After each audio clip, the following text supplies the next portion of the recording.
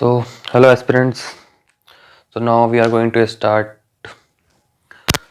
in Indian polity. तो हम लोग स्टार्ट करेंगे हिस्टोरिकल बैकग्राउंड से। तो जैसे कि बुक है एम लक्ष्मीकांत, हम लोग उसी के बेस पे हम लोग टॉपिक वाइज, जैसे लक्ष्मीकांत में टॉपिक है उसी बेस पे हम लोग डिस्कशन करते जाएंगे। और जो कुछ चीज़ें बुक में नहीं है, अदर सोर्स से मैंने वो एड ऑन किए, तो हम लोग उसे यहाँ समझने की कोशिश करेंगे।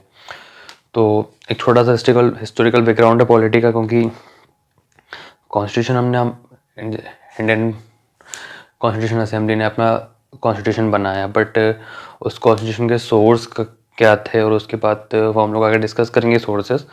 बट एक जो होता है ना, एक हिंट कहाँ से मिला कि अगर इस टाइप से हम अपनी कंट्री को आगे चलाएंगे तो और क्या बेटर वो होगा। तो वो चीज़ उन्होंने सीखी कहाँ से थी, क्योंकि ब्रिटिशर्स ने 200 साल इंडिया पे जब रूल किया, तो वहीं से उन्होंने सीखी कि अगर हम लोग जो पुराना जो पैटर्न है रूल करने का, जो राजा महाराजा के टाइम का, अगर उसको हटा के इस पैटर्न से आगे बढ़ेंगे तो और जल्दी डेवलपमेंट होगा। जो कंट्री जो है कि यूनिटी रही कंट्री में। तो चलते हैं लक्ष्मीकांत के अकॉर्डिंग हिस्टोरिकल बैकग्राउंड। तो स्टोरी को जैसी है कि 1600 में East India Company came to India as trader. तो जो ईस्ट इंडिया कंपनी है वो एक एक्सक्लूसिव लाइसेंस लेकर आई थी, ब्रिटिश गवर्नमेंट की परमिशन लेके कि भाई हम इंडिया जा रहे हैं, तो वहाँ पर ट्रेड करने के हमको परमिशन दो। तो वो जो एक्सक्लूसिव लाइसेंस था वो एक चार्टर्ड बोल सकते हो, कि चार्टर था या परमिशन थी ब्रिटिश गवर्नमेंट में कि भाई आप वहाँ पे जाओ। उसके बाद जैसे कि भारत एक खोज सीरियल अगर किसी ने देखा हो, तो उसमें वो है कि जब ईस्ट इंडिया कंपनी इंडिया में आती है, तो एक छोटा सा क्लिप है ना कि जहांगीर के जब वो दरबार में जाते हैं तो बहुत ही रिक्वेस्टफुली वो लोग वो करते हैं कि बहुत पीसफुली रिक्वेस्ट के साथ, रिस्पेक्ट के साथ बहुत ज़्यादा उसको वो करते हैं कि रॉयल गिफ्ट्स, महंगे महंगे गिफ्ट्स देते हैं जहांगीर को। तो वो है कि अपने तरफ वो अट्रैक्ट करने के लिए और परमिशन इजीली ट्रेड की मिल जाए उसलिए, क्योंकि जहांगीर उस टाइम पे इंडिया का रूलर था, पूरे इंडिया पे रूल था ऑलमोस्ट। तो वही कि उसको अपने हेड करने के लिए, तो मतलब वो एक हाथ जोड़ के इस तरह दरबार में खड़े हों, सर झुका के रिस्पेक्ट में, वहाँ से लेके वहाँ से स्टार्टिंग की उन्होंने इंडिया में, उसका 200 साल इंडिया पर रूल किया।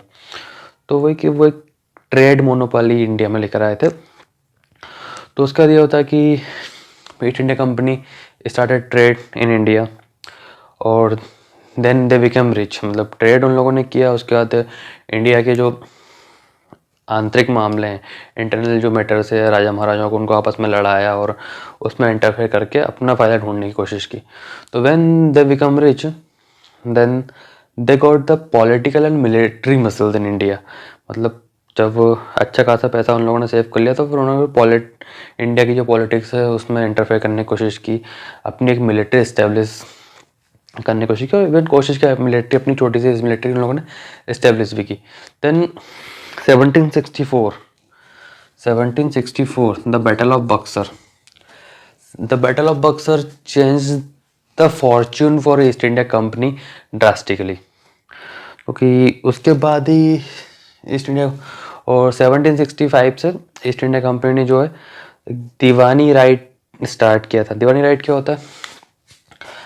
From 1765 east India company started Deewani right.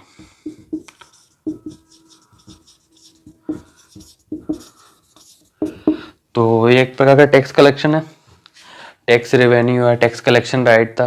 कहाँ पे इन लोगों ने स्टार्ट किया? बंगाल, उड़ीसा और बिहार में।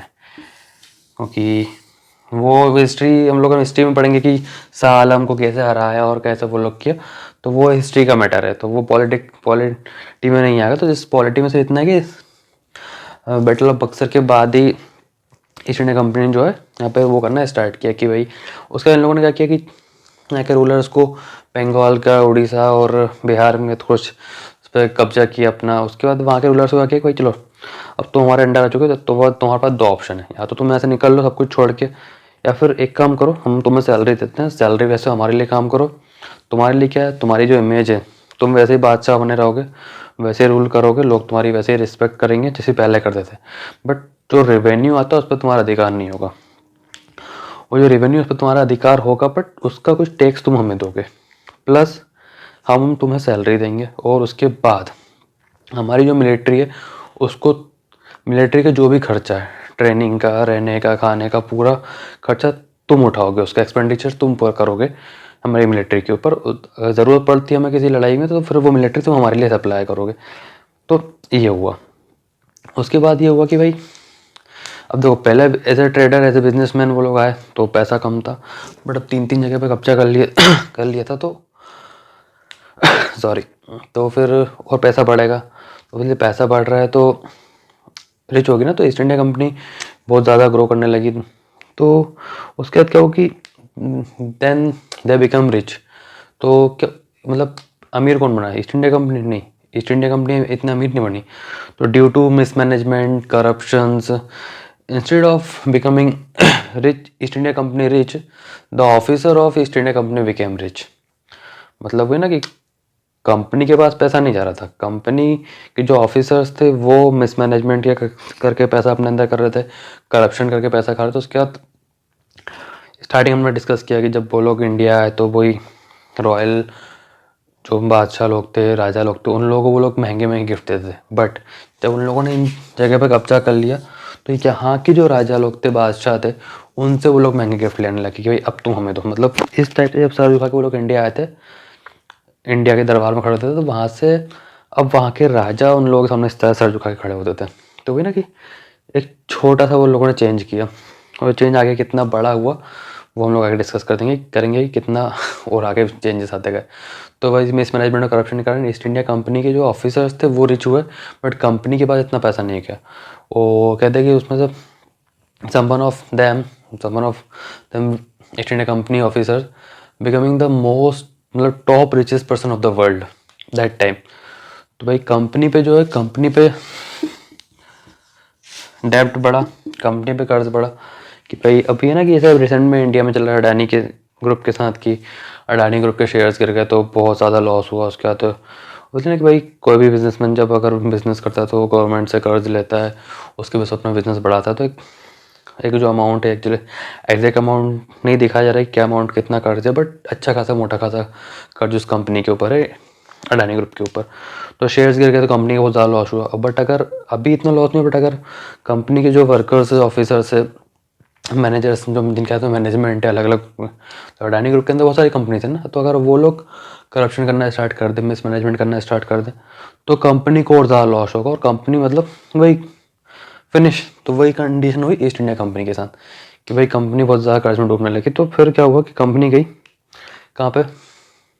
ऑफिसर्स के पास नहीं, then the East India Company went to British parliament, कि ब्रिटिश गवर्नमेंट के पास जो है ईस्ट इंडिया कंपनी गई कि भाई अभी ये कंडीशन चल रही है इंडिया में, और जो ऑफिसर्स हमारे कंट्रोल में, मतलब कंट्रोल में थे बट पैसा हमारे कंट्रोल में नहीं है, वो नहीं, तो कुछ करो।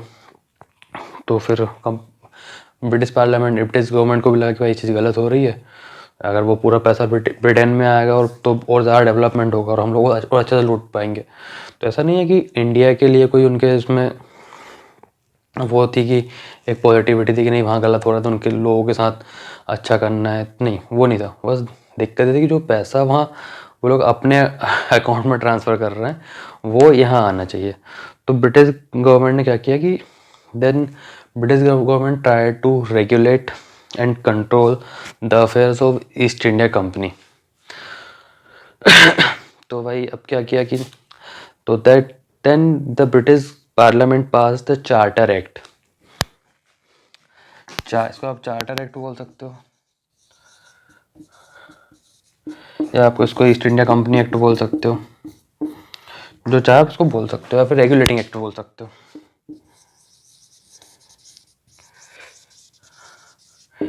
तो भाई ये ब्रिटिश पार्लियामेंट बोला कि कंपनी तो हमने प्रॉमिस तो कर दिया कि हम लोग कंट्रोल करेंगे, बट अब क्वेश्चन ये आता है कि how we will control the East India Company and how we will control the East India companies officers. तो फिर सॉल्यूशन ये निकला कि to control and regulate East India Company, we will revise this charter act according to terms and conditions। मतलब terms and conditions के साथ हम लोग इन चार्टर एक्ट को रिवाइज करेंगे। रिवाइज कब करेंगे? In every 20 years. तो वी डिसाइड कि we will revise with terms and condition in every 20 years. तो भाई जैसे हम लोग देखते हैं कि चार्टर एक्ट जो है स्टार्ट हुआ था 1773 से। नेक्स्ट चार्टर एक्ट जो आया वो आया 1793 में। उसके बाद 1813 सॉरी, और 1813 के बाद जो आया वो 1833 and then last one of 1853। तो आप अपनी बुक में देखेंगे कि 1773 में पढ़ा भी जाता है। उसके बाद 1783 सो 1833 और 1853। तो 1793 और 1813 जो है ना बुक में मिलेगा ना, इतना इतना पढ़ा जाता है क्योंकि इतना इंपॉर्टेंट भी नहीं था, इतना कुछ ज़्यादा चेंजेस भी नहीं हुए थे। तो अब हम लोग जो है कि आगे हम लोग वो डिस्कस करेंगे कि कंपनी ने एवरी 20 चार्टर मतलब सारे चार्टर एक्ट में क्या क्या चेंजेस किए और कैसे कंपनी को रेगुलेट करना स्टार्ट किया। बट ब्रिटिश गवर्नमेंट ने कंपनी को रेगुलेट करना स्टार्ट किया, बट अभी भी इंडिया में जो है वो था कंपनी रूल। मतलब कि कंपनी को बन के जो रूल्स और रेगुलेशंस है वो ब्रिटिश पार्लियामेंट के अकॉर्डिंग बनेंगे, बट उन रूल्स और रेगुलेशन को रेगुलेट करेंगे जो कंपनी के ऑफिसर्स थे वही। मतलब सिंपल सा फंडा है कि भाई करप्शन हो रहा था, पैसा वो लोग अपने उसमें कर रहे थे, वहाँ पैसा नहीं जा पा रहा था, तो इन लोगों ने क्या बोला कि अब रूल हम बनाएंगे बट उन रूल्स को आप रेगुलेट आप करो। मतलब सिंपल सा फंडा, अगर सिंपल लैंग्वेज में बोले तो चोर को बोल दिया कि भाई आप खजाने की जो है वो हिफाजत करोगे, चोरी तो होना है, पॉसिबिलिटी है। तो आगे जो हम लोग उसको डिस्कस करेंगे अगले पार्ट में, क्योंकि सोच रहा हूँ कि छोटे छोटे क्लिप्स हम लोग बनाए ताकि इतना ज़्यादा बोरिंग भी ना हो और इजीली हम लोग को समझ भी पाएँ उसको। सो नेक्स्ट पार्ट में देखते हैं।